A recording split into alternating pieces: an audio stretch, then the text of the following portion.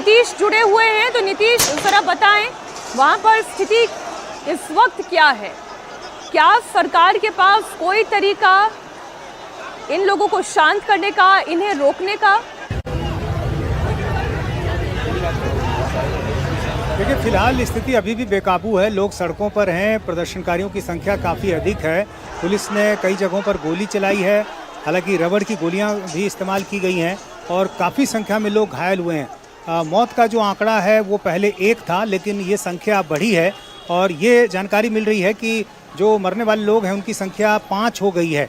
इसके अलावा करीब 70 से 80 की संख्या में लोग जो हैं वो घायल हैं और लगातार लोग सड़कों पर बने हुए हैं, पथराव कर रहे हैं। पुलिस की तरफ से कोशिश की जा रही है भीड़ को नियंत्रित करने की, लेकिन जिस तरह से भीड़ काफ़ी संख्या में है और लोग काफ़ी गुस्से में हैं, इसको लेकर वहाँ पर जो हालात हैं वो एक तरह से बेकाबू हैं। और पहले सोशल मीडिया पर बैन की बात सिर्फ नज़र आ रही थी, लेकिन कई जो बैनर वहाँ नज़र आ रहे हैं, जो पोस्टर नज़र आ रहे हैं, उसमें करप्शन की बात भी लिखी हुई है। तो कहीं ना कहीं ये जो मूवमेंट है वो एक नई दिशा की तरफ बढ़ता भी नज़र आ रहा है, जिसमें सोशल मीडिया पर बैन के साथ साथ जो करप्शन का मामला है, जो अनएम्प्लॉयमेंट का मामला है, जिसको लेकर नेपाल की जनता, नेपाल के लोग काफ़ी पहले से नाराज़ हैं सरकार से, क्योंकि वहाँ पर जिस तरह से करप्शन खास तौर से इतना ज़्यादा है कि लोग बहुत ही उससे परेशान हैं। हर चीज़ में करप्शन और इसके अलावा रोजगार की कमी, ये 2 मुद्दे भी आज के आंदोलन में जुड़ते नजर आ रहे हैं। अच्छा, हालांकि आज का जो आंदोलन है दर्शकों को दिखा देती हूँ और उसके बाद फिर मैं दोबारा आपके पास आती हूँ। आप ये देखें, आंसू गैस के गोले दागे जा रहे हैं जिससे कि प्रदर्शनकारियों को काबू में किया जा सके। दरअसल किसी भी देश की ताकत उसके युवा होते हैं। ये जो युवा वर्कफोर्स होती है वही देश को आगे भी ले जा सकती है, वही देश को पीछे भी घसीट सकती है। इसलिए कोई भी सरकार तब तक बनी रह सकती है, तब तक काम कर सकती है जब तक ये वहाँ की ये युवा शक्ति उसके साथ है। लेकिन आज सबसे ज़्यादा नाराज़ ये युवा ही है। दरअसल सोशल मीडिया इन्फ्लुएंसर हो, उसके ज़रिए रोजी रोटी कमाने वाले लोग हो, या फिर अपने एंटरटेनमेंट के लिए जो लोग यूट्यूब का इस्तेमाल करते हैं, इंस्टाग्राम का इस्तेमाल करते हैं, उन लोगों के मन में एक सवाल ज़रूर है कि आप नौकरी दे नहीं पा रहे हैं, बेरोजगारी चरम पर है, और जो थोड़ा बहुत रही सही कसर युवा इन सोशल मीडिया प्लेटफॉर्म के जरिए कमाई में करते थे, उस पर भी आपने पाबंदी लगा दी है। भ्रष्टाचार के मामले पहले से ही सरकार के ऊपर बहुत हैं। ऐसे में प्रदर्शनकारियों का सड़क पर उतरना वो कोई भी कह सकता है बड़ी जायज़ सी बात है, इसलिए सड़क पर उतर आए हैं। इन्हें अब काबू में करने के लिए आंसू गैस के गोले दागे जा रहे हैं, लेकिन ये कितने कामयाब होंगे ये एक बड़ा सवाल है। नीतीश, भ्रष्टाचार के आरोप ये कोई नई बात नहीं है। आप याद करें, बीते 2 साल से सरकार पर, और आप खुद इसकी रिपोर्टिंग कर रहे थे, बीते 2 साल से सरकार पर संकट के बादल मंडरा रहे हैं।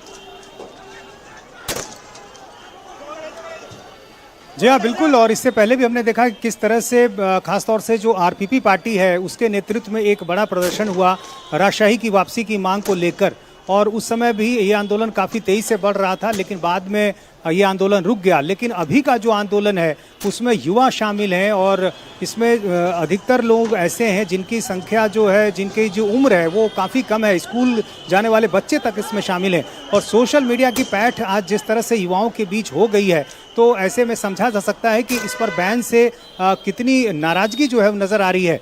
और यहाँ पर विदेशी कंपनियों का मामला है। सरकार ने 2024 में ही वहाँ कानून लाया जिसमें यह कहा गया कि यदि कोई विदेशी सोशल साइट्स यहाँ पर कारोबार करना चाहती हैं तो उनको अपना कंपनी खोलनी होगी, दफ्तर खोलना होगा, और यहाँ पर उनको एक गाइडलाइन बनाना होगा कि आवश्यकता पड़ने पर सरकार की मदद वो कैसे करेंगे किसी खास तरह के कंटेंट के मामले को लेकर।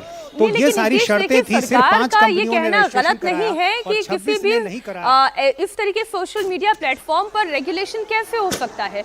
तभी हो सकता है कि जब कोई जवाबदेही हो, लेकिन ऐसा कर पाने की स्थिति में सरकार की ताकत भी तो होनी चाहिए। किसी देश की अपनी ताकत भी तो होनी चाहिए कि वो ऐसी अंतर्राष्ट्रीय कंपनियों के ऊपर दबाव बना सके। भ्रष्टाचार की कमी नहीं है।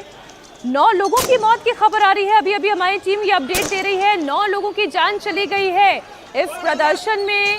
जिस तरीके से रबर बुलेट का इस्तेमाल किया जा रहा है इन्हें काबू करने के लिए, आंसू गैस के गोले का इस्तेमाल किया जा रहा है इन्हें काबू करने के लिए, 9 लोगों की जान चली गई है और उपद्रवियों को देखते ही गोली मारने का आदेश दे दिया गया है। नीतीश हमारे साथ जुड़े हुए हैं, तस्वीरें हम देख रहे हैं। ये तो आंसू गैस के गोले दागे जा रहे हैं जिसकी तस्वीरें अभी हमने देखी। लेकिन अब ये कह दिया गया है कि उपद्रवियों को देखते ही आप गोली मार दें। और जबकि बहुत सारे जो स्कूल जाने वाले बच्चे हैं वो भी इन प्रदर्शनों में शामिल है और कॉलेज यूथ भी शामिल है। जी हाँ, बिल्कुल। जिस तरह से प्रदर्शन बड़ा हो रहा है और जिस तरह से हिंसक हो रहा है, प्रदर्शनकारियों के मौत की जो संख्या है वो बढ़ी है और ये आंकड़ा जो 1 से शुरू हुआ था अब 9 तक पहुंच गया है। इसके अलावा सरकार की तरफ से कर्फ्यू का ऐलान कर दिया गया है। रात 10 बजे तक काठमांडू में कर्फ्यू का ऐलान कर दिया गया है और ये कोशिश की जा रही है कि किसी तरह ऐसे फैसलों के जरिए जो भीड़ है उसको किसी तरह से रोका जाए ताकि लोग जो है घरों में वापस जाएं। लेकिन जिस तरह से भीड़ नज़र आ रही है, जिस तरह से लोग वहां पर सड़कों पर जमे हुए हैं, लगातार लोग गुस्से में नारेबाजी कर रहे हैं, प्रदर्शन कर रहे हैं, ऐसे में इस भीड़ को संभालना जाहिर है बहुत आसान नहीं है। और इस प्रदर्शन की जो पृष्ठभूमि है वो पहले ही बन गई थी और ये पहले ही कह दिया गया था कि इस तरह का एक प्रदर्शन किया जाएगा। जो सोशल साइट्स जिन पर बैन नहीं था, जिनमें से एक टिकटॉक भी था, उसके जरिए लोग आपस में जुड़े और उन्होंने ये तय किया कि एक बड़ा प्रदर्शन किया जाएगा। और इसके पहले सुप्रीम कोर्ट ने भी इस तरह का एक आदेश दिया था। एक तरह के मामले में ये कहा था कि सरकार को ये देखना चाहिए कि जो विदेशी सोशल साइट्स हैं उन पर किस तरह से नियंत्रण किया जाए। तो सरकार उस दिशा में बढ़ी थी, लेकिन कहीं ना कहीं एक रणनीति में चूक रही। सरकार लोगों की भावनाओं को समझने में असफल रही और यही कारण है कि इतना बड़ा प्रदर्शन जो है वो सामने आ गया। क्योंकि जिस तरह से इसको लेकर पहले सरकार की तरफ से जो बातें भी कही जा रही थी उसमें एक तरह की चेतावनी की बात थी और ये कहा जा रहा था कि यदि लोग सड़कों पर उतरेंगे तो उसका अंजाम क्या होगा लोगों को मालूम है। तो ये सारी ऐसी बातें थी जिसने लोगों का गुस्सा कहीं ना कहीं और बढ़ाया। और जो जनता जो पहले ही से भ्रष्टाचार और रोजगार के मामले को लेकर परेशान थी, पहले ही से सरकार के कई फैसलों को लेकर लोगों की नाराजगी रही है और ऐसी स्थिति में ये एक टर्निंग पॉइंट आप कह सकते हैं कि सोशल साइट्स पर जो बैन का मामला है ये एक ऐसा मामला सामने आया जिसने युवाओं को जोड़ दिया और यही कारण है कि युवा जो है सड़कों पर आ गए हैं। तो ऐसे हालात में अब प्रदर्शनकारियों से निपटना जाहिर है काफी मुश्किल है। काठमांडू की जो सीमा है उसको सील करने की लिहाज से भी मुश्किल है कि यहाँ पर ऐसा नहीं है कि इस प्रदर्शन का कोई नेतृत्व कर रहा हो, कोई लीडरशिप हो, कोई रणनीति तैयार करके फिर ये प्रदर्शन कॉल किया गया हो। ये अपने आप धीरे धीरे करके सभी लोगों की नाराजगी एकजुट होती चली गई और युवा एक एक करके सड़क पर आ गए।